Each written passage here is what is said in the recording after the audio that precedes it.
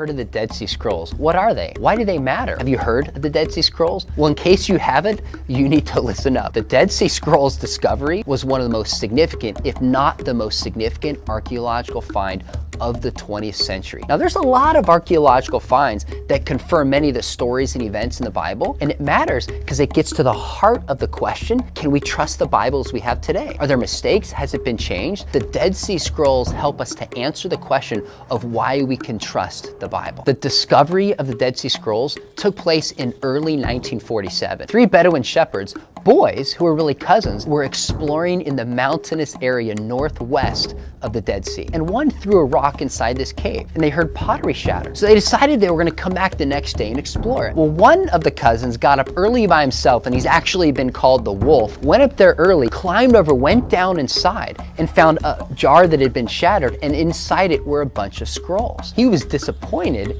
to come across a few ancient scrolls. He had no idea that these scrolls would be worth millions of dollars and turn the archaeological and biblical world upside down. Since the initial discovery of the Dead Sea Scrolls, archaeologists have gone back and found at least 11 caves full of over 1,000 different manuscripts or scrolls or portions of ancient writings. Basically, what they found is an ancient library. They found books and writings that gave us a glimpse into the 1st century and earlier that we never had before. So these writings were done between about 250 BC, before the time of Christ, and 68 AD, before the Romans came in and destroyed the area of Jerusalem. And in these writings, many of them are just personal writings for the community, but 300 of the writings that they found were of biblical books. Every biblical book in the Old Testament except Esther, they found either a full or in most cases a partial copy of it.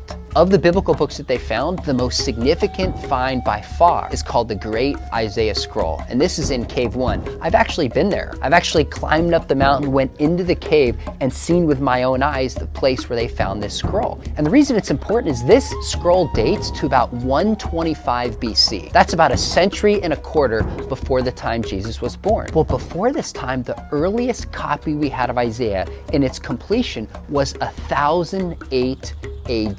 That means in one find, they just spanned over 1,100 years. So of course their first question was, wait a minute, we had this manuscript from before Christ, we have one 1,000 years after that our Bibles have been based on. How do these two manuscripts match up? Has it been changed over this 1,100 plus years, or is it the same? And do you know what they found? They were virtually identical. Now there were a few minor spelling grammatical mistakes because they had been copying this by hand for over a millennia, but the content was virtually identical, which shows the care and precision these Jewish scholars paid to copying the Word of God. And this gives us tremendous confidence that when we hold the Bible in our hand, in particular the Old Testament, we can realize that these scholars weren't freely changing things. They weren't carelessly just adapting things. The Jewish scribes who've copied the Old Testament by hand paid incredible precision and care to be sure that the Bible has been copied accurately. The Dead Sea Scrolls are one reason among many